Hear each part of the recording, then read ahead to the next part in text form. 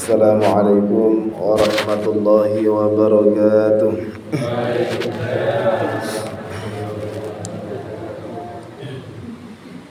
Bismillahirrahmanirrahim. Alhamdulillahi rabbil alamin. Wa bihi nasta'inu ala umuri dunya waddin. Wassalatu wassalamu ala asyrafil anbiya'i wal mursalin Sayyidina wa maulana Muhammadin wa ala alihi wa ashabihi wa dhurriyyatihi ajma'in. Qala rabbi shrah li sadri wa yassir li amri wa hlul 'uqdatam min lisani yafqahu qawli. La hawla wa la quwwata illa billahil 'aliyyil 'azim. Amma ba'du. Hadratul muhtaramin, para kiai, para ustadz, tokoh masyarakat, serta sedaya jamaah, bapak-bapak, ibu-ibu, jamaah musalla Ustadzul Ulum Kebun Jaya rahimakumullah. Matur muga sedaya asal rahmati Gusti Allah.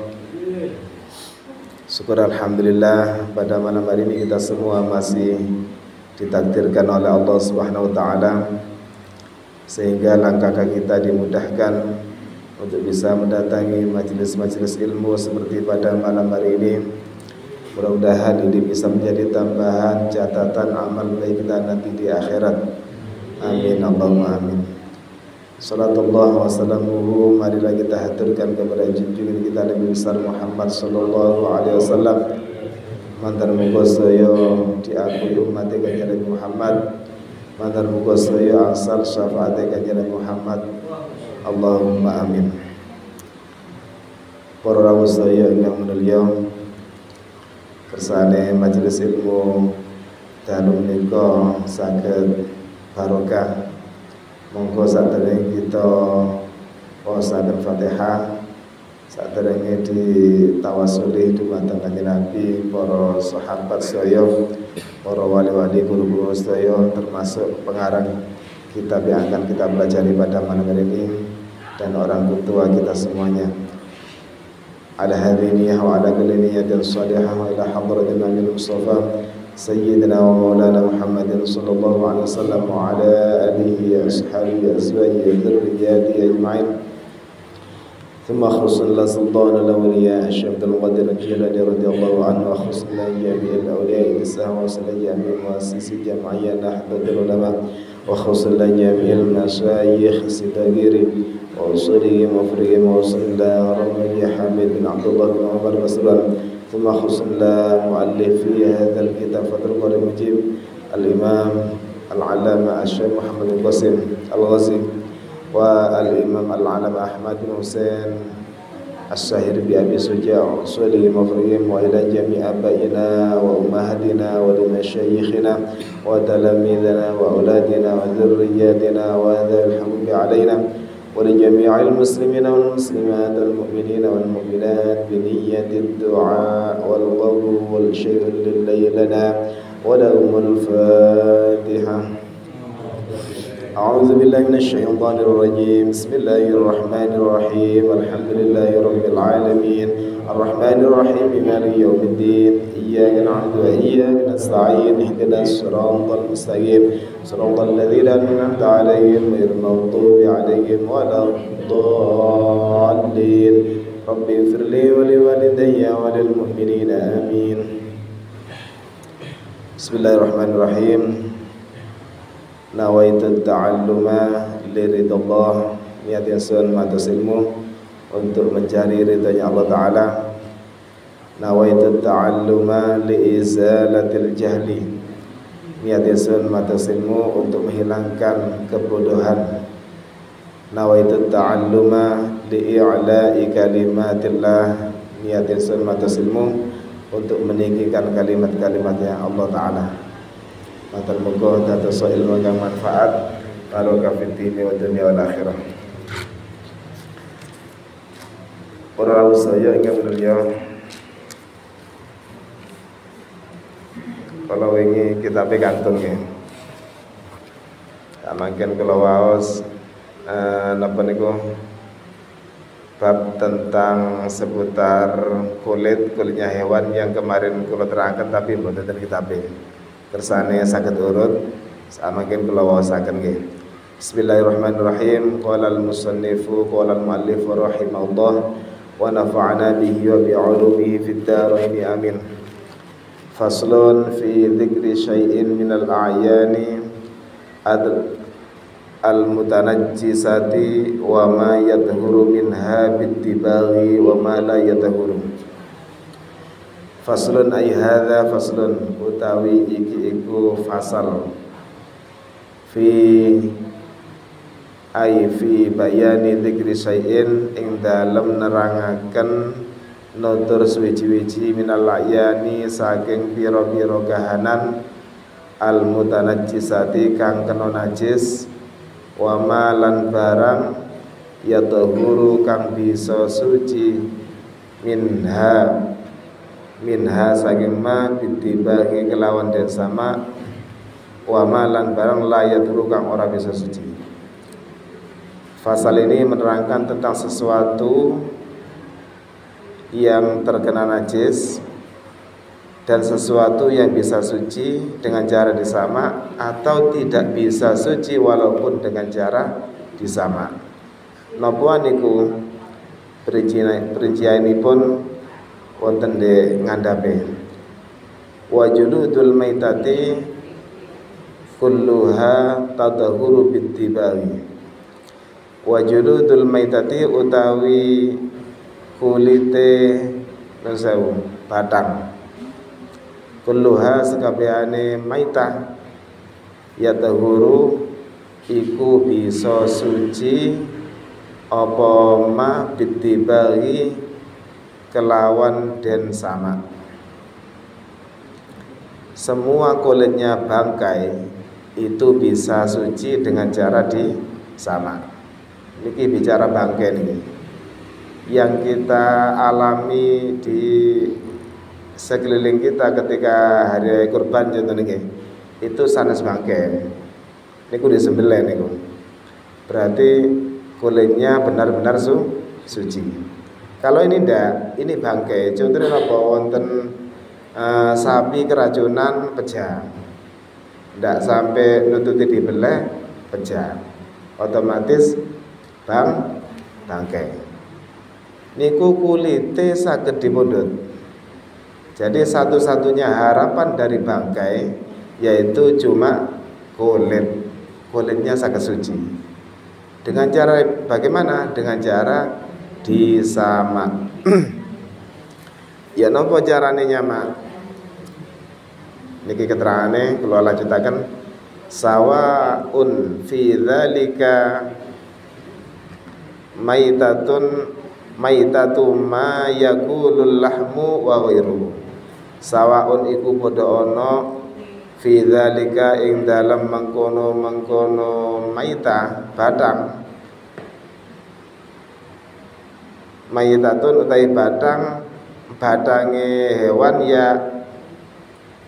yakulul lahmi kang kena den pangan daginge wa ghairuhu lan liyane kang kena dipangan. Contohnya ngeten. Maksudnya ngeten niki. Baik bangkai dari hewan yang memang dagingnya boleh dimakan maupun hewan yang memang kulitnya dagingnya tidak boleh dimakan. Baik bangkainya hewan yang boleh dimakan dagingnya contohnya sapi, wedhus, pitik, terus unta niku contoh-contoh hewan yang boleh dimakan dagingnya. Atau bangkainya hewan yang dagingnya memang tidak boleh dimakan atau memang tidak boleh disembelih. Walaupun disembelih tetap tidak boleh dimakan. Kenapa? Karena haram hukumnya. Contoh hewan yang punya taring atau hewan pemakan binatang buas atau hewan buas wonten mawon. Contone wonten macan, pejah, baik pejahe disembelih maupun pejah kiambek niku kulite saged dimanfaataken untuk dikonsumsi, atau kulitnya bisa jadi suci dengan cara disamak.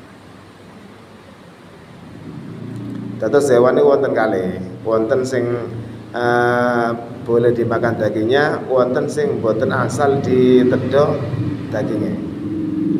Contoh sing boten asal ditedho dagingnya kucing. Kucing itu walaupun jenengan sebelah dua uratnya terputus, niku mboten asal ditedho. Napa? Memang hewannya sudah divonis tidak boleh dimakan karena termasuk kategori hewan buas atau hewan yang ada taringnya, atau hewan yang tidak boleh dimakan itu yang hidup di dua alam. Biasanya ciri-cirinya hewan yang boleh dimakan dagingnya, hewan yang makan rumput contohnya seperti kerbau, kambing, sapi, termasuk unta, kecuali gajah. Gajah niku mboten asal karena ada gajah meninggalkan apa biasa Pak Lewat Jawa? Gading nggih niku. Kalau kuda boleh dimakan. Karena kuda tidak ada taringnya nggih. Wonten ta? Kuda sing ada taringnya wonten nggih. Berarti kuda boleh dimakan. Tapi di sini jarang orang makan sate kuda. Walaupun memang ada warung yang menjual sate kuda terus ngeten ya. Di daerah Kilen terus saya kabare dagingnya kasar kuda niku. Mergane mboten tesih satene kuda.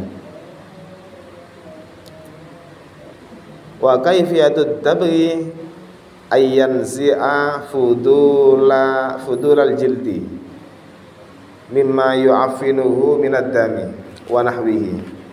Adapun cara menyamak kulit, baik kulitnya hewan yang boleh dimakan, baik kulitnya bangkainya hewan yang boleh dimakan atau yang tidak boleh dimakan, pokoknya kulitnya hewan, yaitu dengan cara menghilangkan kelebihan yang melekat di kulit. Mimma yu'afinu minad dami, berupa darah. Biasa lek kulit wonten darahe nggih. Niku dibersihne niku. Wa nahwihi, dan sesamanya. Sesamanya yang melekat di kulit berarti antara lain selain darah napa niku? Gaji. Atau luarnya kulit bagian luar berarti rambut. Rambutnya getah ical. Ketika yang melekat di kulit itu semuanya hilang, maka kulitnya bangkai tadi dihukumi suci. Kalau dihukumi suci berarti dimakan mboten napa-napa. Biasalah ibu-ibu didamel cecek, ngoten nggih. Didamel dodo. Dengan cara bagaimana cara menghilangkannya? Biasa cekat alot biasanya. Bisain harifin, dengan sesuatu yang sepet. Ka'afwin, seperti napa niki? Walau kanal harifu najisan. Kadzarki hamamin. Contohnya di kitab niki dengan sesuatu yang sepet, contohnya seperti kotorannya doro. Sewu, tembelai doro niku lek keterangane niku sepet. Tapi kula mboten nate niliki. Mungkin ada yang pernah niliki niku dirasa sepet. Dan itu ampuh untuk menghilangkan sesuatu yang melekat di kulit. Tapi sekarang zamannya canggih, sangat canggih. Biasanya ada cairan yang bisa merontokkan rambut atau membersihkan yang melekat di kulit tadi itu. Mungkin ada obatnya yang berbau kimia, sakit mboten napa-napa.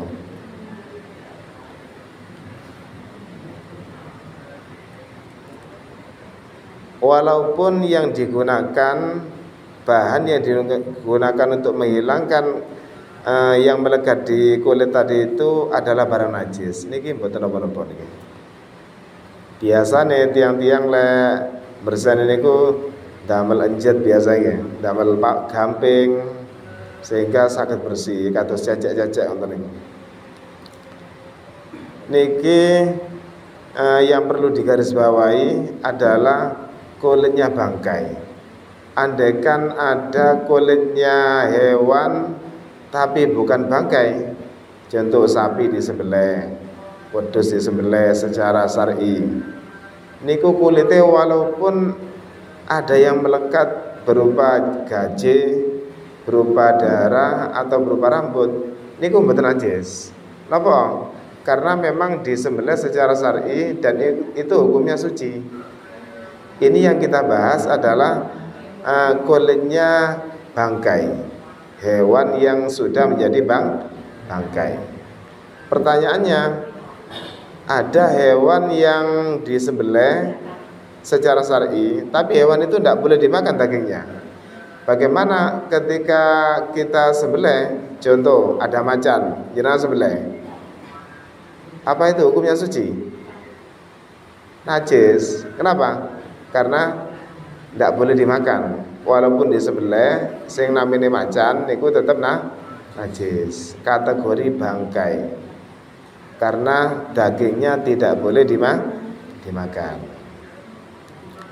Ini semua kulitnya bangkainya hewan tadi itu, baik hewan yang boleh dimakan dagingnya atau tidak, semuanya ini ada pengecualian. Illa jildal kalbi wal khinziri, kecuali kulite asu lan celeng. Dua hewan ini sudah divonis menjadi hewan yang najis. Sanes mutan najis. Lek mutan najis, contohnya sapi wonten celetonge ceket biasa nggih. Niku mutan najis niku. Disucian ya saged. Menawi asu kali celeng walaupun dibasuh berapa kali, ini tidak bisa suci. Sama dengan kotoran. Kotoran walaupun disuci ya nopo, yang namanya kotoran tidak bisa suci. Itu namanya najis. Kalau asalnya barang suci terkena najis, namanya mutanajis. Kecuali kulitnya asu, anjing atau babi, ini sudah divonis tidak bisa disucikan walaupun dengan cara disama. Wa ma tawallada minhuma au min ahadima, atau hewan yang lahir dari keduanya. Contoh, hewan yang lahir dari keduanya berarti asu rabi ambek celeng. Anak ya napa najis. Barang bapak ya wis najis nggih. Wong tuane najis. Au min ahadihima, atau salah satu dari anjing atau babi tadi itu rabi ma'ahayawanin tohirin, dengan hewan yang suci. Contoh, wonten asu selingkuh kambek wedhus.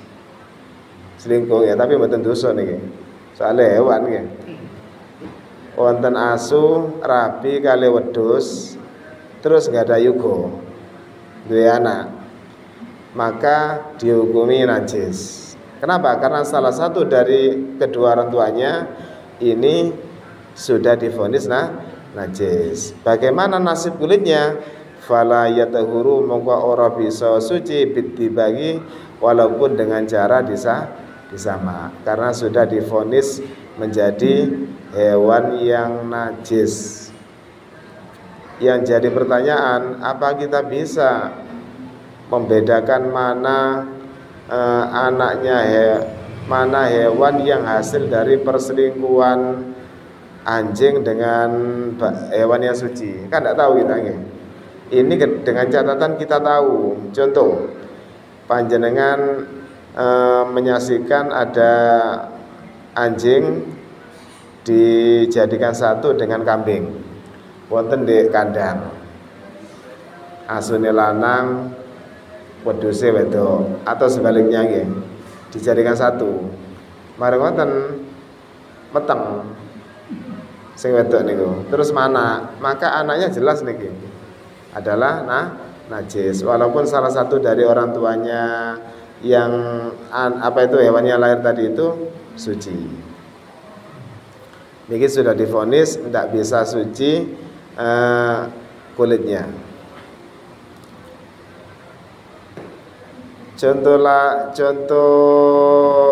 Contohnya hewan yang tidak boleh dimakan dagingnya adalah kucing. Kucing peja, walaupun peja di sebelah. Niki kulitnya ada harapan suci dan bisa dimakan. Tapi mboten lumrah nek mriki nggih.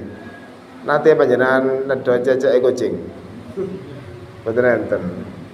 Paling cecek umumnya nek peken niku ceceke sapi paling nggih. Wedhus atau sapi. Ceceke kucing mboten enten. Padahal itu boleh. Asalkan dengan cara disama. Makanya dalam bab fikih awal niki membahas tentang seputar bersuci. Endi barang sing najis, endi barang sing suci. Ini dibahas di permulaan kitab niki. Tujuannya apa? Nanti ketika kita sholat, kita ini benar-benar suci atau benar-benar selamat dari sesuatu yang membatalkan sholat. Kalau lanjut ya. Wa adzmul maitati utawi belunge batang, wa sa'ruha lan rambuté batang najisun iku hukumnya najis. Adapun tulangnya bangkai ana wedhus keracunan peja, mboten nututi beleh peja. Niku ya napa nasib tulangnya? Tulang dan rambutnya ini najis. Napa malih dagingnya? Lek dagingnya jelas najis, dagingnya bangkai pasti najis. Ini yang dibahas adalah tulangnya. Bagaimana tulangnya? Najis juga.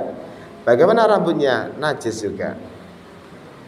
Dados lek enten wedhus peja karena mboten disembelih secara syar'i, terus wedhus wau nika wulune dawa. Niku mboten asal di beto damel salat. Napa? Berarti jenengan beto barang najis.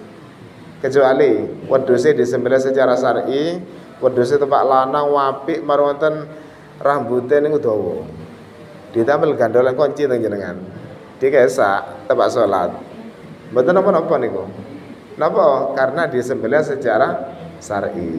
Tapi lek badange wedhus tepak apik mati nggih. Marwonten eman wulune pundhut teng jenengan. Ditamel gandolan kunci, disalap kesak, damel salat mboten sah. Keranten jenengan salat iki beto batang atau najis. Ini mengenai tulang dan rambutnya bangkai, hukumnya adalah najis. Wa kadza al-maitatu aidon najisatun. Seperti halnya bangkai secara keseluruhan ini adalah hukumnya najis, kecuali ada harapan suci, yaitu kulitnya hewan. Kulitnya bangkai tadi itu, tapi dengan catatan harus setelah disamak.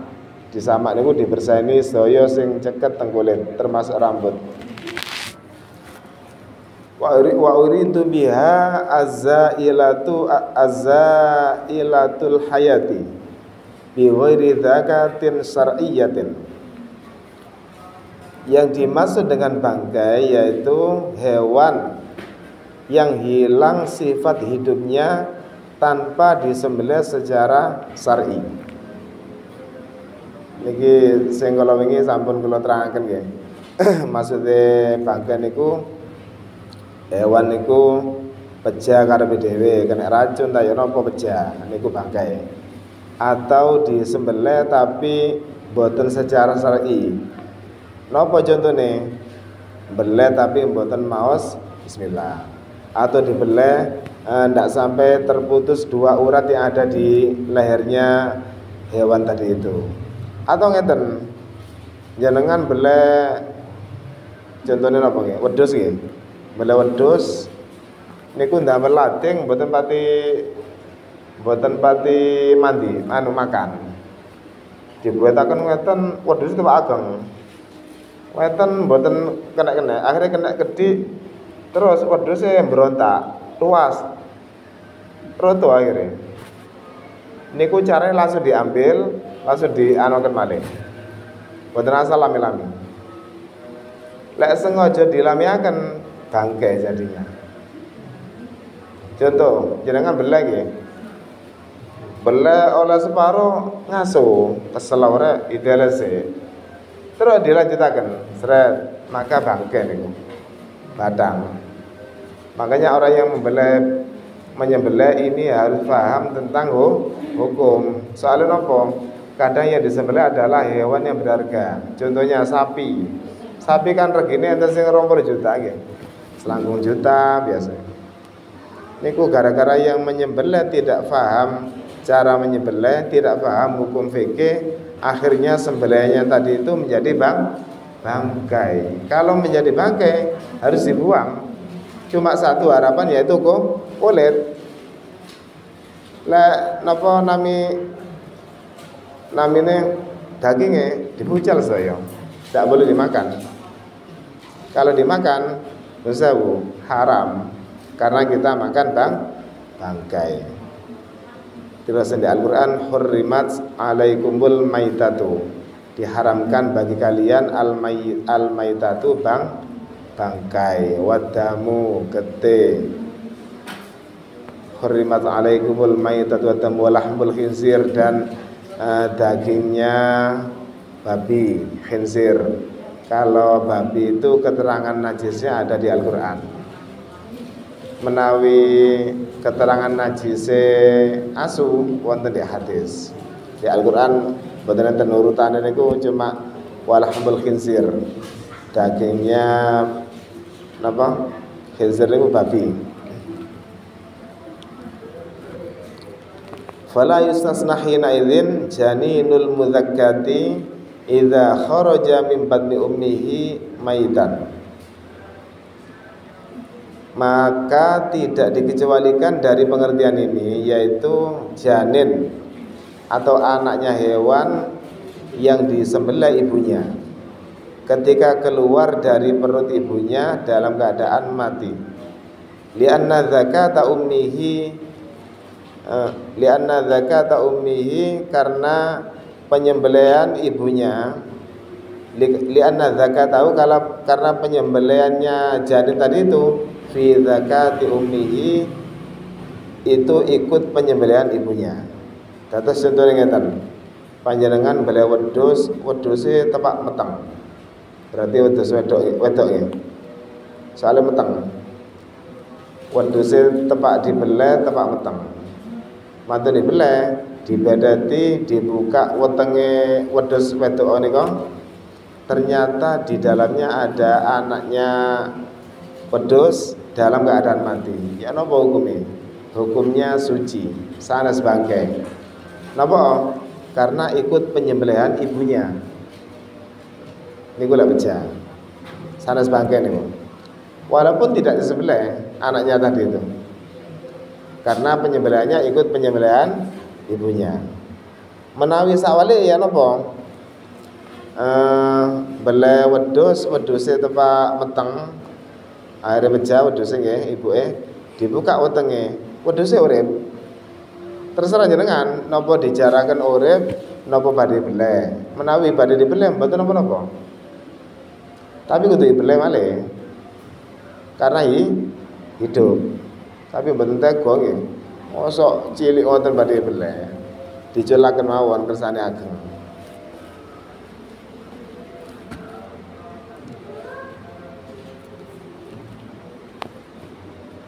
Tsumma stathna min sa'ril maitati qauluhu illal adamiyah. Dikecualikan dari kulitnya bangkai, di mana kulitnya bangkai itu divonis najis ya. Illal adamiyah yaitu kulitnya anak Adam atau rambutnya anak Adam. Ai fa inna sa'rahu tahirun kamaitatihi, bahwasanya kulitnya bahwasanya rambutnya orang yang meninggal itu hukumnya suci. Jadi semua rambutnya bangkai itu divonis najis kecuali bangkainya manusia. Lek manusia sanes bangkai nggih, mayit atau jenazah. Terus menawi wonten tiang pejah, besar atau kecil, tua atau muda, pokoknya tiang pejah. Niku walaupun belum dimandikan, niku walaupun statusnya bangkai tapi suci. Kenapa? Karena ada pengecualian bangkai itu ada tiga bangkai itu yang hukumnya suci. Yang pertama bangkainya belalang, walang, mboten walang pejah, nyerang pundut, masih kesak damel sholat betul menapa? Walang nih. Nomor kali bangkainya iwak, semua ikan, baik ikan yang ada di laut maupun ikan yang ada di air tawar. Niku tidak perlu disembelih, walaupun mati tidak disembelih, hukumnya suci bangkainya. Yang ketiga yaitu bangkainya manusia atau jenazah. Jenazahnya orang yang meninggal itu dihukumi suci, walaupun rambutnya juga suci, semuanya suci, walaupun belum dimandikan. Pertanyaannya, nopo mayit itu kok didusi? Kan ngoten nggih. Terusnya suci. Orang yang meninggal itu punya hak yang berjumlah sekawan. Nomor setunggal ditusi, nomor kali dikafani, nomor 3 disolati, nomor sekawan dikubur. Ketika di desanya kita ada orang meninggal, maka ini kita yang ada di desa itu berkewajiban untuk memenuhi 4 haknya orang yang meninggal ini. Hukumnya fardu kifayah. Ketika ada yang menjalankan, maka yang lainnya gugur. Untuk wonten mudin nggih. Lek ada mudin sumpek niki. Kalau ada orang meninggal, 4 haknya orang yang meninggal ini tidak dipenuhi, maka sak desa dosa sedaya. Niku namine fardu kifayah. Kifayah niku artinya cukup. Fardu wajib. Berarti kewajiban yang cukup diwakili oleh seseorang, oleh segelintir orang, walaupun 1 orang. Contoh ada orang meninggal, marungoten ditusi oleh 1 orang. Sunggal tiang dok, marungoten di kafani nggih wong niku wisan, disolati nggih, dikubur nggih niku tiang niku. 1 orang ini berarti menggugurkan kewajiban wong sak kampung.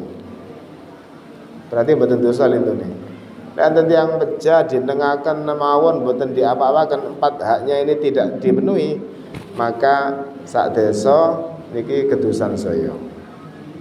Niki nggih wonten pengecualian, kecuali mayitnya orang yang mati syahid dalam peperangan. Tapi sanes mati syahid ngebom sanes niku mati sangit niku, mati dalam peperangan melawan orang kafir pejah, itu tidak usah dimandikan, langsung disolati, maringot dikafani ya, ditambahi kafani. Tapi yang melekat di tubuhnya orang yang mati syahid tadi itu pakainya ditetapkan, walaupun banyak darahnya. Napa tujuannya? Mangke wonten di akhirat niku dados saksi kalau dia itu mati syahid. Langsung dikafani dengan pakaian yang berlumuran darah tadi itu, mari ngoten disolati dan dikebumikan. Niku pengecualian. Sampun seputar niki menawi wonten sing badhe ditangletaken, monggo. Niki keterangan dalam 1 pasal niki. Monggo menawi wonten sing kirang paham saged di musyawarahkan. Ibu-ibu nggih saged, monggo Bu.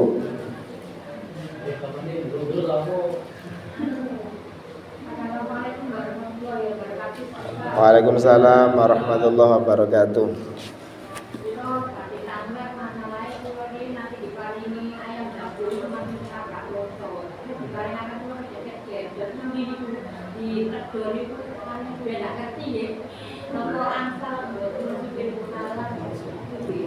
Teng jenengan dibeleh apa mboten, Bu? Dibeleh? Dibeleh apa mboten?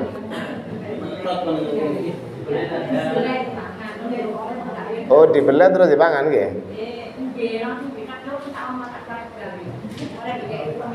Nggih nggih.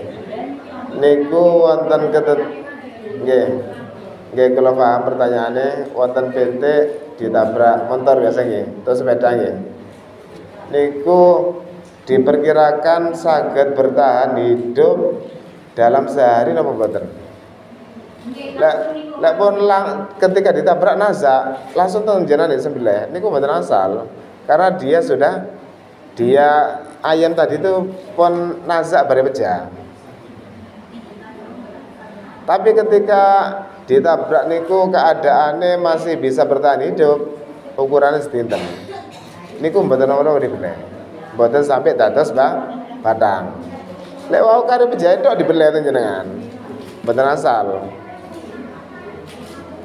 Kiasannya sama dengan orang yang bertobat tapi sudah nazak.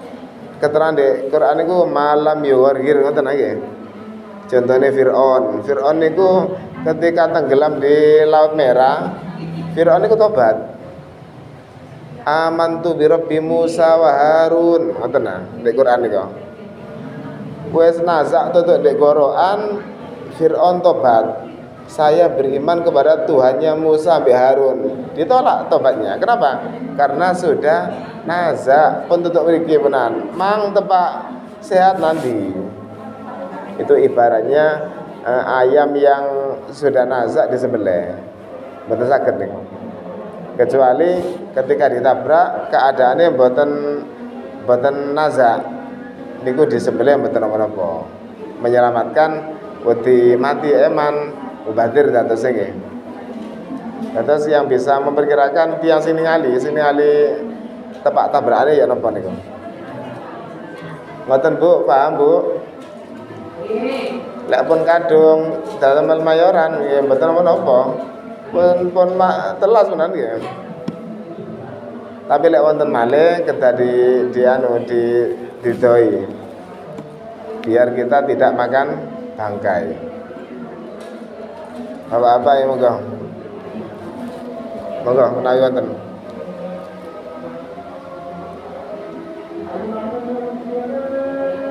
Bisa menan ya. Bapak wonten sing badhe ditandhaken monggo menawi wonten.